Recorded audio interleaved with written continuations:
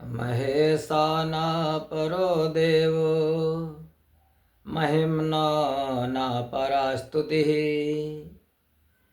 भगवान शिव से बढ़कर के कोई देवता नहीं है।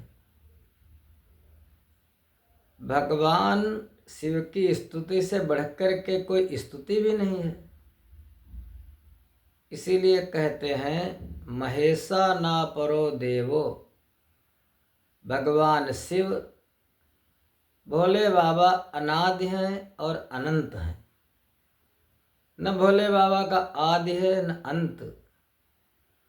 भोले बाबा सगुण साकार भी हैं और निर्गुण निराकार भी हैं।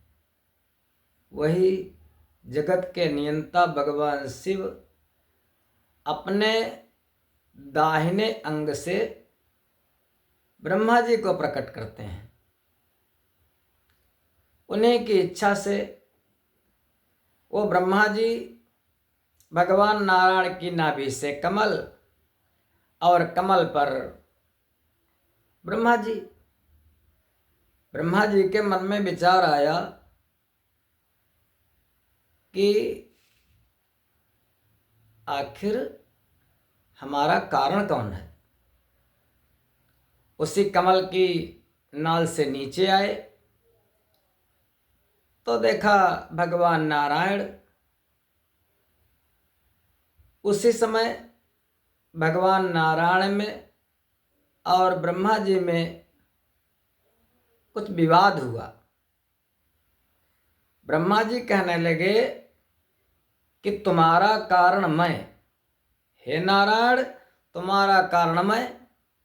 भगवान नारायण कहने लगे भाई हमारी नाभि से कमल प्रकट हुआ, कमल पर तुम प्रकट हुए, इसलिए तुम्हारा कारण मैं। दोनों में विवाद हो गया। देखो अभी सृष्टि का प्रारंभ नहीं है, विवाद तभी से शुरू। दोनों में जब विवाद बढ़ा उसी समय वो भगवान सांब सदा शिव भक्तों का कल्याण करने वाले एक प्रकाश स्तंभ के रूप में प्रकट हो गए दोनों देवताओं के बीचों बीच। और आकाशवाणी हुई, जो इसके आदि अंत का पता लगा लेगा वही बड़ा। ब्रह्मा जी ऊपर चले गए और नारायण नीचे चले गए। नीचे बहुत दूर तक भगवान गए नारायण, लेकिन भगवान ये नहीं देख पाए इसका आदि कहाँ है, इस स्तंभ का प्रारंभ कहाँ से है। भगवान ये देख नहीं पाए, वापस आ गए। ब्रह्मा जी ऊपर गए। ब्रह्मा जी को रास्ते में मिला एक केतकी का फूल। ब्रह्मा जी ने कहा मैंने अंत तो देखा नहीं इस प्रकाश स्तंभ का, लेकिन हमको विष्णु जी से नारायण से कहना है कि मैंने इसका अंत देख लिया, क्या मेरी गवाही दोगे। केतकी के फूल ने कहा हाँ गवाही दे देंगे, लेकिन हमारा फायदा क्या होगा, क्या दोगे हमको। ब्रह्मा जी ने कहा अरे भैया जब मैं सृष्टि करूँगा तो तुमको सबसे सुंदर बनाऊंगा। केतकी का फूल तैयार हो गया। ब्रह्मा जी गवाह को लेकर के नीचे आए। नारायण ने पूछा हे ब्रह्मदेव क्या आपने इस प्रकाश स्तंभ का अंत देख लिया। ब्रह्मा जी ने कहा हाँ मैंने देख लिया इसका अंत। ब्रह्मा जी झूठ बोल दिए। केतकी का फूल गवाही देने लगा हाँ ब्रह्मा जी ने इसका अंत देख लिया है। गवाही देने लगा। नारायण मान गए, वो तो सीधे साधे शांताकारम भुजगशयनम। लेकिन भोले बाबा इस मिथ्या वार्तालाप को कैसे बर्दाश्त कर सकते थे। आकाशवाणी हुई असत्यम असत्यम असत्यम, ब्रह्मा झूठ बोलते हो, तुम्हारे 5 मुख हैं 5 सर हैं, जाओ तुम्हारा एक मुख एक सर झूठ बोलने के कारण खत्म हो जाए, गिर जाए।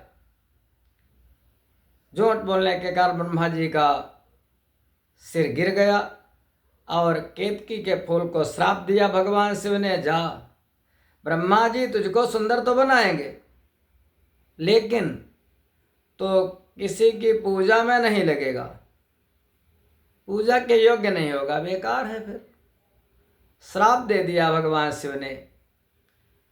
भगवान शिव दोनों देवताओं पर प्रसन्न हुए, दोनों का विवाद शांत करवा दिया और आशीर्वाद दिया, हे ब्रह्मा, हे विष्णु, आज के दिन मैं यहाँ पर प्रकट हुआ हूँ। आज का दिन शिवरात्रि के नाम से जाना जाएगा। आज का दिन महाशिवरात्रि के नाम से जाना जाएगा। इस दिन चूँकि मैं प्रकाश के रूप में हूँ, मैं निर्गुण निराकार भी हूँ, सगुण साकार भी हूँ। इस दिन जो कोई भक्त मेरा निरंतर पूजन करेगा, मनन करेगा, चिंतन करेगा, हमारे विग्रह का, हमारे लिंग का अभिषेक करेगा, हमारे चिन्ह का अभिषेक करेगा, उसको अनंत पुण्य की प्राप्ति होगी।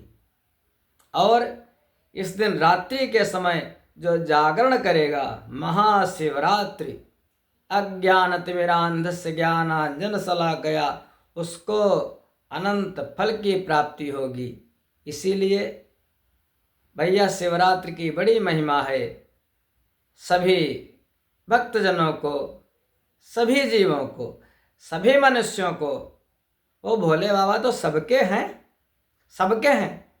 ब्राह्मण, क्षत्रिय, वैश्य, शूद्र, हिंदू, मुस्लिम, सिख, कोई भी चला जाए शरण में, वो तो भोले बाबा सबके हैं भैया, सबको फल देते हैं।